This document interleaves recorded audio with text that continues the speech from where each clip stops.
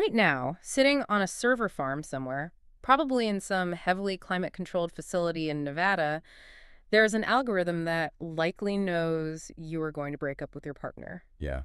And it knows it about 3 weeks before you actually realize it yourself. Which is just, I mean, terrifying.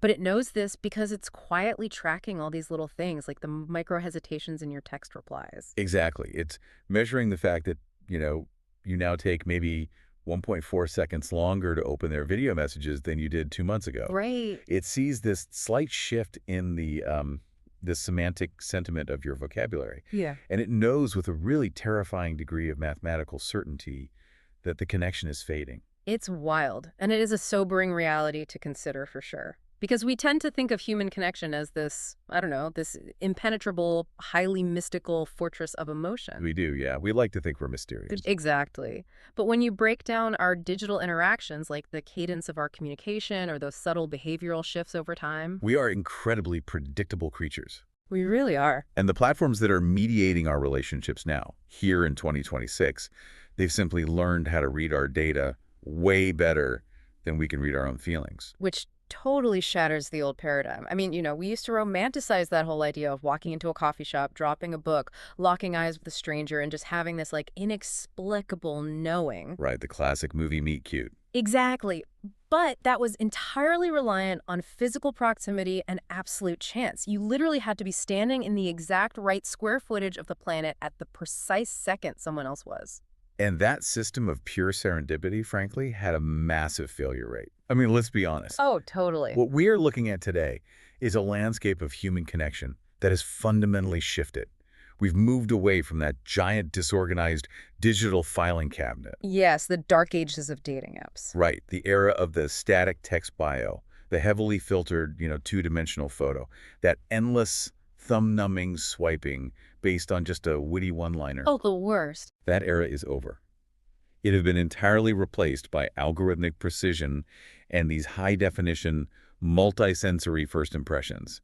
Technology is no longer just a passive bulletin board where we post personal ads, It is actively curating our social ecosystems. And that is exactly what we are digging into today. So welcome to the deep dive. If you're joining us, you are in for a seriously fascinating exploration today. It's going to be a good one. It really is. Our mission today is to completely unpack how to navigate this hyper-advanced technological landscape and do it politely, effectively, and authentically. We have a mountain of insights from our sources covering everything from the mechanics of modern video intros to the really intricate data architecture of AI matching. Because while the tools have become almost indistinguishable from science fiction, the baseline human desire for a secure connection hasn't changed at all. Right. The human operating system is exactly the same. The environment has just been upgraded.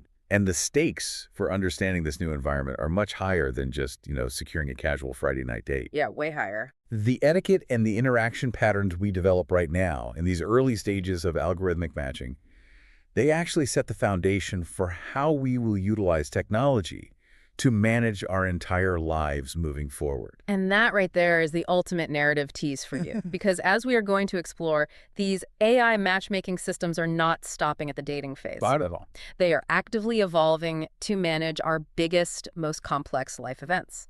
Later on, we are going to take a very close look at emerging lifestyle ecosystems, specifically this massive platform called Weddizer. Oh, Weddizer is fascinating. It really is. We're going to see how the exact same neural networks that find your romantic partner are now being trusted to completely curate your wedding, manage your vendors, and architect your milestones. It is a natural progression of data integration. I mean, you move from finding a partner to building a life with them. Right. And the underlying technological principles seamlessly scale to accommodate that complexity. Okay, let's unpack this. Let's start with the most obvious visible change on the surface level. The visual shift. The absolute dominance of the video intro. Static text bios are basically extinct on modern platforms. Why is that? Well, it really comes down to the bandwidth of human communication.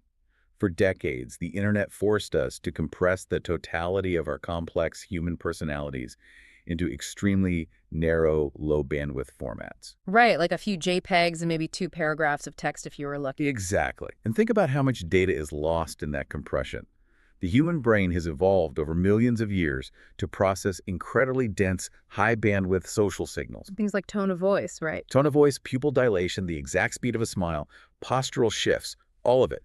Static photos and tech bios strip all of that out. They really do? But video restores the multidimensionality of a first impression. It floods the viewer's brain with the exact type of social data it is biologically hardwired to analyze. I always look at it this way. A text bio is basically the ingredients list on the back of a cereal box. Oh, I like that. Right, because it tells you what is theoretically inside. It says, contains humor, enjoys hiking, financially stable. Sure. But a video intro is like actually pouring a bowl and tasting it. You immediately know the vibe. You don't have to guess if the humor is dry sarcasm or goofy slapstick, because you can literally hear the inflection in their voice. Yes. You know instantly if it's too sweet, if it lacks substance, or if it's something you genuinely want to consume. That is a highly accurate mechanistic analogy. The ingredients are your raw demographics, your age, your location, your stated career. Right. But human attraction is rarely ignited by an ingredient list. Attraction is ignited by the delivery mechanism. Delivery mechanism, eh? It's the slight, asynchronous crinkle of an eye when they mention a niche hobby. It's that micro-expression of hesitation before they answer a prompt. These are the autonomic data points that we process subconsciously within milliseconds. Video allows us to transmit that critical, nonverbal payload digitally. And beyond just assessing chemistry, there is a massive logistical benefit to video intros, which is the baseline establishment of trust. We are finally seeing a huge reduction in the catfishing risks that plagued the 2010s. Thank goodness, because trust is the absolute prerequisite for any connection. For years, the underlying psychological friction of digital dating was just this ambient paranoia. Oh, definitely. Like, is this person real? Right. Are these photos from a decade ago? Am I talking to a sophisticated bot? A video intro, simply by virtue of its medium, dramatically lowers that cognitive friction. It acts as a real-time proof of life. Exactly.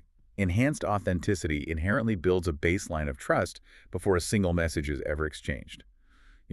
At the very least, you're engaging with a three-dimensional human being who moves and speaks in real time. Right. You are establishing that this is a tangible entity. But of course, because we are humans interacting with the system, we immediately tried to optimize it. We had to figure out the quote-unquote correct way to present this proof of life.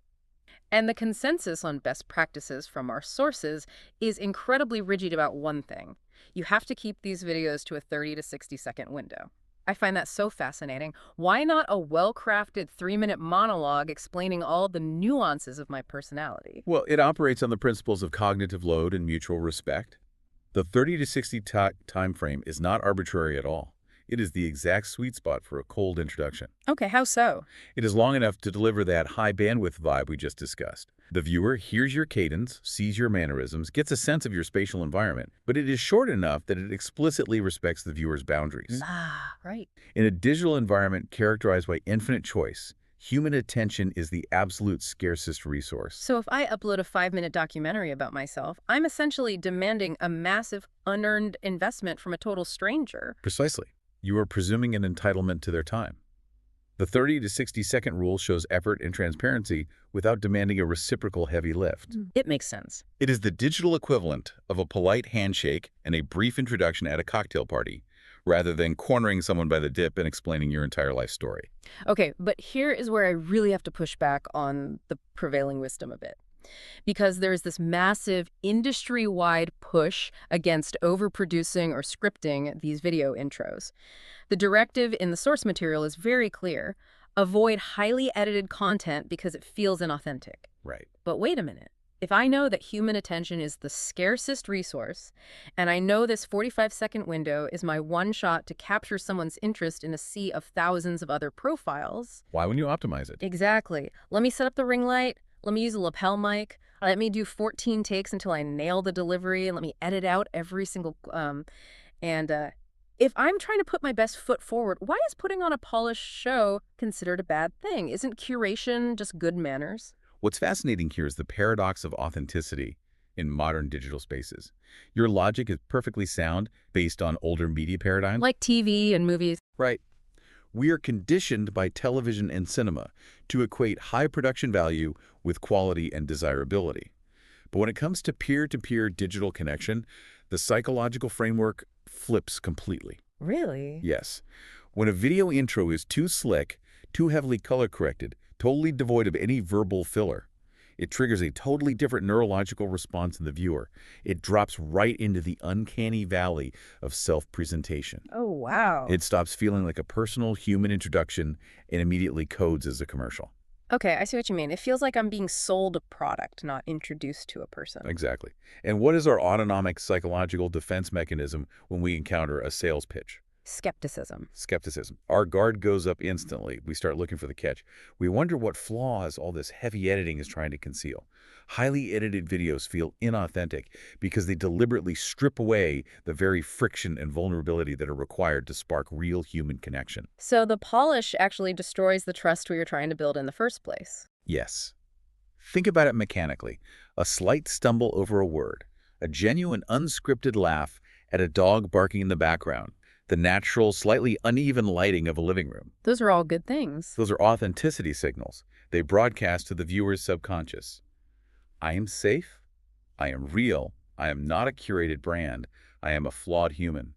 Genuine, relatable content will always win out over a polished, commercial-feeling pitch because human connection demands a shared baseline of vulnerability.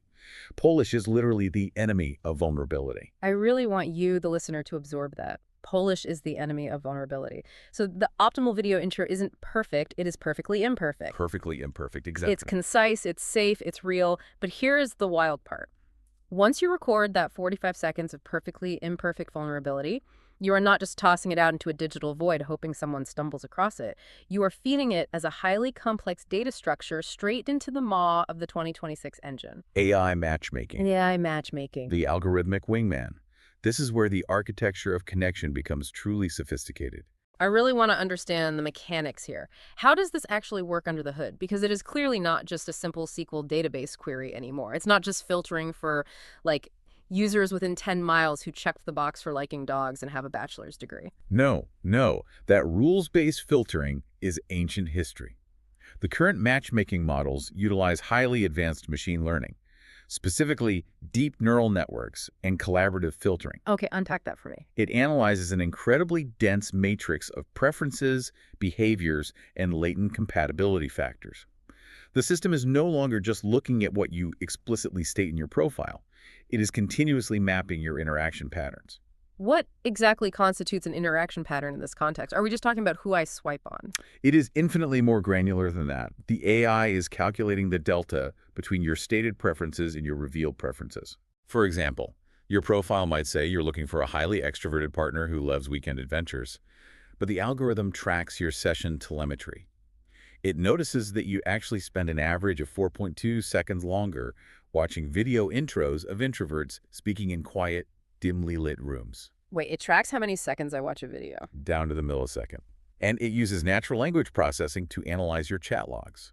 It notes that your semantic engagement, your use of deep questioning and enthusiastic vocabulary actually spikes when you talk to homebodies rather than rock climbers. So it's basically calling my bluff. I say I want the life of the party, but my behavioral data proves I actually just want someone to watch historical documentaries with on a Tuesday night. Precisely. The machine is utilizing behavioral clustering. It groups you with thousands of other users who exhibit the exact same microbehaviors, and then it looks at who those users ultimately formed successful long-term connections with. That is mind-blowing. It built a predictive model of your romantic future based on the aggregate data of your behavioral twins. Okay, I have to jump in here. Because while the math is undeniably brilliant, this exact mechanism is what terrifies people. I know, people get very uneasy about it. Right. Does relying on an algorithmic predictive model to analyze our behavioral clusters entirely remove the magic of human connection? If the machine has crunched the numbers, mapped my latent desires, cross-referenced them with a database of millions, and mathematically declared that user 849 is a 98% compatibility match, aren't we just showing up to the date to play out a predetermined script? Where is the serendipity? Aren't we engineering the mystery right out of romance? It is a very common anxiety, but I think it stems from a misunderstanding of what the algorithm actually accomplishes. Let's look at the reality of serendipity. Okay. We romanticize chance encounters, but historically, pure chance is an incredibly inefficient matching mechanism. If you rely on serendipity, you are highly likely to pair up with someone simply because they share your morning commute, or they frequent the same bar, or they happen to be in your immediate social circle. Right, it's just geography disguised as destiny. Exactly. And geography does not guarantee aligned core values. It doesn't guarantee compatible conflict resolution styles or matched financial risk tolerances. The data-driven wingman doesn't kill the romance. It operates as an ultra-efficient filter. By clearing out the people we'd never work out with anyway. Yes. By leveraging machine learning to identify fundamentally incompatible matches early on, it saves massive amounts of time and emotional collateral. It removes the devastating friction of discovering 8 months into a seemingly magical relationship that you have irreconcilable views on starting a family or managing debt. So it clears out the logistical noise? Yes, it handles the heavy lifting of establishing a baseline of long-term compatibility potential. It doesn't write the script of your romance. It simply provides a highly curated introduction to someone who actually speaks your language. It ensures that the soil is fertile, but you still have to plant the seed and grow the relationship. That is a crucial distinction. It's not a guarantee, it's just an incredibly well-researched introduction. But even with all this predictive power, the systems themselves actually push a very specific warning to users. Avoid over-reliance on the algorithms. Right. There is a built-in acknowledgement in the source material that the machine has limits. And this is where the human fallback becomes essential. Yeah. We have to remember that an algorithm is an incredibly sophisticated tool, but it is not an omniscient oracle. It doesn't know everything. Exactly. A neural network can analyze your telemetry and determine that you both exhibit high emotional intelligence, that you share a communication cadence, and that your aesthetic preferences cluster together perfectly. Right. But the algorithm cannot synthesize olfactory data, Smell. right? It cannot predict if you will actually enjoy the natural scent of their skin. It cannot account for the highly idiosyncratic, unpredictable chemical reaction of pheromones. It cannot guarantee that their specific pitch of laughter won't inexplicably annoy you in person. Very true. There is an intangible, localized reality to human chemistry that completely resists quantification. The algorithm can bring the two most mathematically compatible people in the world to the table, but human intuition and biology still have to consume the meal. Personal human judgment can never be outsourced. Which brings up a wildly complex new social dynamic. Because think about the psychological state you are in when an AI has explicitly told both of you that you are a 98% match. Oh, the pressure is immense. The stakes are incredibly high because the machine says you shouldn't fail, but it also feels incredibly clinical. How do you actually initiate a conversation under the weight of that data? This leads us directly into the new frontier of digital etiquette. How do we behave politely when the algorithm is the intermediary? This is where we see a really fascinating intersection of high-tech infrastructure and old-school social graces. The absolute first rule of this new etiquette is foundational, right? You must acknowledge the match thoughtfully.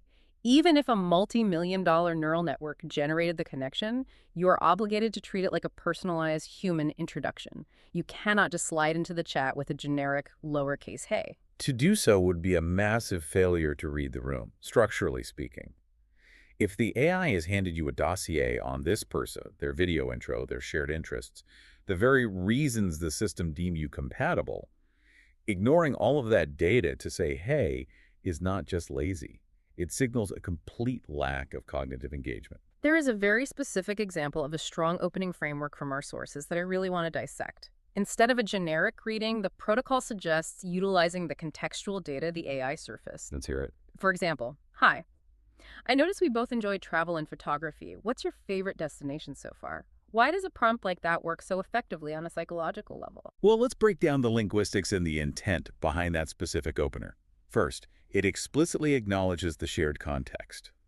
It validates the algorithmic bridge that brought you together by actually naming the data points travel and photography. It proves you actually read the profile. Exactly. It shows you paid attention to the UI, not just the match percentage. Second, and more importantly, it immediately shifts the dynamic from a data exchange to a subjective narrative. It demands a story. Precisely. Travel and photography are objective data tags. What is your favorite destination so far? Is an open-ended human inquiry. It requires the recipient to access their memories, formulate an opinion, and share a subjective experience. It instantly humanizes the interaction, moving it from the clinical realm of matching algorithms into the warm reality of human dialogue. It proves you are interested in their subjective reality, not just their data tags. But getting the conversation started is only the first hurdle. The rules surrounding mindful communication have become incredibly strict, largely because the technology moves so fast. Yes, the expectations are very high. There is a massive emphasis on timely responses, absolute clarity of intention, and specifically avoiding aggressive follow-ups. These are basically the guardrails of digital empathy. Mm, In an ecosystem where notifications are instant and presence is constantly tracked, a timely response is a basic indicator of respect. right. Conversely, aggressive follow-ups, sending multiple unreturned messages demanding attention, they violate the boundaries that the AI environment inherently blurs. Just because an algorithm declared you highly compatible does not grant you immediate, unrestricted access to that person's time or emotional bandwidth. And that leads us to the most difficult aspect of this etiquette, respecting rejection gracefully. Because we have to face facts. Not every high-percentage AI match is going to result in a connection. Sadly, no. The math might be perfect, but the human chemistry might just flatline in the real world. And unfortunately, the friction between high algorithmic compatibility and low real-world chemistry has fueled a massive behavioral problem, the ghosting epidemic. Yes, the ghosting. There is a pervasive, highly destructive tendency to treat AI matches as disposable commodities. Let's really dig into the psychology of that. Why is ghosting so incredibly prevalent now? Why do totally rational, normally kind people feel totally justified in just disappearing on someone who, on paper, is a fantastic match? It is a direct result of the UI design and the illusion of infinite abundance. Infinite abundance. Okay. When an algorithm is constantly surfacing an endless, highly curated feed of potentially perfect partners, it rewires your risk-reward calculus. Oh, so. If you start chatting with someone and the conversation hits a minor lull, or you spot a tiny, insignificant flaw, the psychological friction of navigating that imperfection feels unwarranted. Why put in the emotional labor of having a polite, mildly uncomfortable conversation to end things respectfully when you can just close the app and instantly swipe to the next mathematically perfect, flawless option? Wow. Ghosting becomes the path of least emotional resistance in an environment of perceived infinite supply. So the algorithm actually disincentivizes working through awkwardness because there's always another perfect match waiting in the queue. Exactly.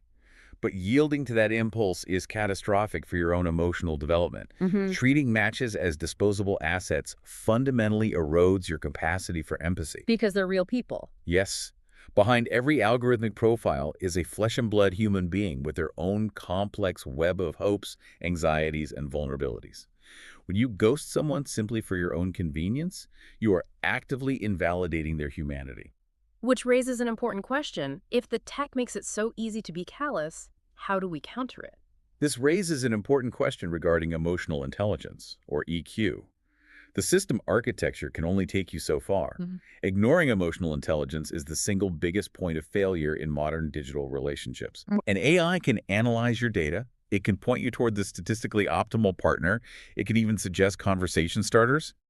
But profound emotional awareness, empathy, and resilience are what determine whether that interaction survives contact with reality. Yeah. You cannot copy-paste your way to love. You cannot copy-paste your way to love. I love that. The algorithm is the architect, but emotional intelligence is the builder. If you approach an AI match with a sense of entitlement, like the machine said, we are a 99% match, therefore you owe me affection, you are going to crash and burn spectacularly. Right. You have to bring your full empathetic human self to the table. You have to be curious, you have to be vulnerable, and you have to possess the emotional fortitude to handle a graceful rejection without lashing out. Precisely. Technology facilitates the introduction, but human character determines the outcome. Okay, here's where it gets really interesting, because everything we've just discussed, the visual bandwidth of video intros, the deep behavioral clustering of AI matchmaking, the critical necessity of digital etiquette, this is no longer confined to the dating sphere. Not anymore, no. This powerful technological cocktail is rapidly expanding outward. It is infiltrating the infrastructure of our major long-term life events. We are seeing a massive paradigm shift in lifestyle management. I want to spend a significant amount of time here because this blew my mind when I was reading through the sources. We are going to take a deep dive into Weddizer. For those navigating this space, Weddizer is pitched not just as a digital wedding planner, but as a comprehensive lifestyle ecosystem. Yes, that distinction is key. And the core mechanism powering this massive platform is the exact same algorithmic matching engine we've been talking about for dating. It is a brilliant and frankly inevitable extrapolation of the technology. Think about the traditional friction of planning a major life event like a wedding. Historically, it was an incredibly inefficient, grueling process. Oh, completely overwhelming. You were staring at massive, uncurated directories of vendors. You were sending out dozens of blind inquiry emails. You were interviewing florists and just praying they actually understood your abstract aesthetic vision. You were hiring a band hoping they could read the room and wouldn't play the wrong vibe. It was high-stress, low-data decision-making. It was essentially the old dating model, pure chance and surface-level filtering. Exactly. What Weddizer does is take the incredibly sophisticated neural networks developed for romantic matchmaking and completely swap out the compatibility parameters. Okay, explain how that works. Well, instead of analyzing data to predict romantic chemistry, Weddizer analyzes data to predict aesthetic alignment, working style compatibility, and financial risk tolerance between a couple and a vast network of vendors. So finding the right wedding photographer on Weddizer is basically a high-stakes, algorithmically curated blind date. It absolutely is. Let's look at the mechanics of how it evaluates that match. Right, because if you are a deeply introverted, highly private couple, and you accidentally hire a photographer whose working style is akin to a nightclub hype man, you are going to be miserable on your wedding day. Oh, completely. Your stress levels will spike, and that visceral discomfort is going to be immortalized in every single photograph. How does Weddizer actually prevent that? By utilizing deep platform integration and behavioral analysis, Weddizer doesn't just ask you to fill out a questionnaire. If you opt in, it can ingest the data from your romantic matchmaking phase. Wait, it looks at your dating profile data? Yes, it analyzes the visual tone of your original video intros. Did you film in a highly stylized, brightly lit environment or a moody, natural setting? It looks at the linguistic cadence of your early text exchanges. It can even utilize sentiment analysis on your current planning chats to gauge your stress triggers. So it knows what stresses us out before we even talk to a vendor? Yes, it builds a comprehensive psychological and aesthetic profile of the couple. Then it cross-references that profile against the historical data of its vendors. It looks at a photographer's past client reviews using natural language processing to identify keywords like unobtrusive, calming presence, or documentary style. Wow. It uses computer vision to analyze the vendor's portfolio to perfectly match the color grading and compositional framing you naturally gravitate toward. And then it says, based on your combined data telemetry, you need this specific documentary-style photographer who blends into the background and uses natural light, and they are available in your city. If we connect this to the bigger picture, the philosophical implications are staggering. We are witnessing the seamless transition of algorithmic guidance across the human lifespan. You meet through a predictive tech platform, you build the foundation of your relationship using tech-facilitated communication. And when you decide to merge your lives legally and socially, tools like Weddizer ensure that the technology seamlessly scales to support that transition. The tech doesn't abandon you at the altar, it literally walks you down the aisle. It creates an unbroken thread of data-driven lifestyle management. And the stated goal of an ecosystem like Weddizer is profound. It aims to retain the emotional, human joy of relationships while ruthlessly maximizing logistical efficiency. Right, taking the stress out. The algorithm acts as an invisible shield against logistical friction. It automatically filters out the caterers whose menus clash with your dietary requirements. It quietly eliminates venues that require a level of DIY setup that your behavioral data suggests you would find overwhelming. It handles the heavy computational lifting of compatibility. Efficiency meets emotion. By outsourcing the excruciating logistics to the AI, the couple is actually freed up to be entirely present in the human experience. You aren't arguing over Excel spreadsheets at 2 a.m. You are just showing up to a curated tasting menu with a caterer you already have a 98% behavioral match with. It sounds incredibly utopian. It offers a tremendous reduction in cognitive load. And there is always a massive, but when we talk about ecosystems with this level of deep integration, Of course there is. to achieve this frictionless utopia, entrusting an AI with not just your romantic desires, but the intimate logistical and financial details of your life events requires the surrender of a staggering amount of personal data, An absolutely unprecedented volume of highly sensitive telemetry. which logically requires us to pivot and examine the critical infrastructure of privacy and boundaries. Because the currency you use to purchase this seamless connection is your data. The operational reality of these platforms demands hypervigilance regarding privacy. Think about the data streams we have discussed. You have video intros analyzing your facial expressions and microtremors. Right. You have matchmaking AIs constantly logging your behavioral interaction patterns, your swipe speeds, your semantic word choices. And now, through integrated lifestyle ecosystems like Weddizer, you are adding your financial habits, your familial dynamics, your geographical movements, and your deep aesthetic preferences into the exact same interconnected database.